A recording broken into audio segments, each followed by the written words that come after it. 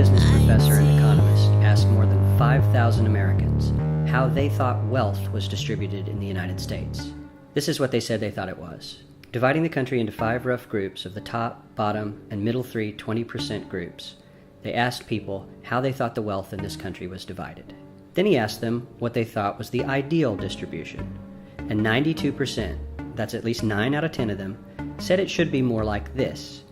In other words, more equitable than they think it is. Now, the makers make it, the government takes it from them, and then they give it to the takers. A nation of takers, welfare cheats, freeloaders. The moocher class out there. 99% of them have a refrigerator. Subsidized freeloaders who'd rather watch Jerry Springer on the couch or occupy a park than go out and earn a living. There's a lot more people who want to suck on the teat of the state.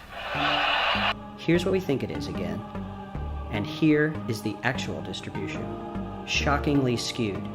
Not only do the bottom 20% and the next 20%, the bottom 40% of Americans barely have any of the wealth. I mean, it's hard to even see them on the chart. But the top 1% has more of the country's wealth than 9 out of 10 Americans believe the entire top 20% should have. Mind-blowing. You know that moocher class that just comes right up to the state and is all like, oh, look at them teats. Give me some of that employment benefit. You know, the state's very voluptuous. Sadly, this isn't even close to the reality. Here is the actual distribution of wealth in America. The poorest Americans don't even register.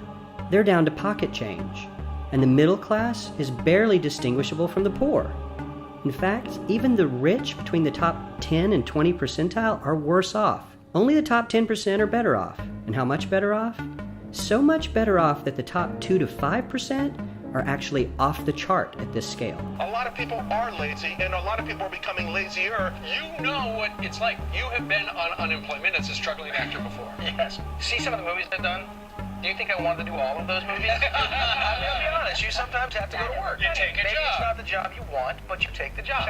Exactly. Actor Dean Cain is right. I don't care if the auto parts plant shut down after 40 years. Get your ass off your couch, stop eating those bonbons, and star in The Dog Who Saved Christmas.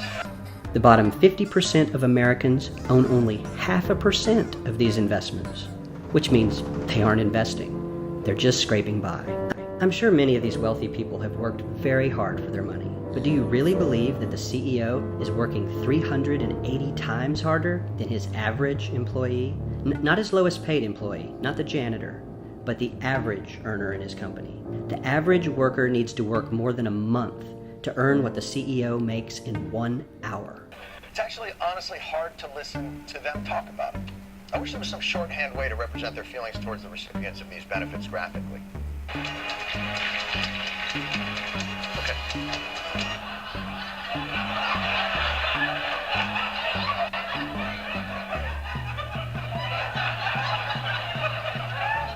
That's on their morning show.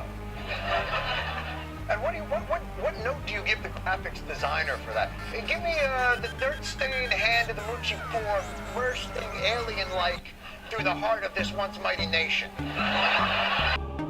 And the top 1%, this guy, well, his stack of money stretches 10 times higher than we can show. Here's his stack of cash, restacked, all by itself. This is the top 1% we've been hearing so much about. So much green in his pockets that I have to give him a whole new column of his own, because he won't fit on my chart. 1% of America has 40% of all the nation's wealth.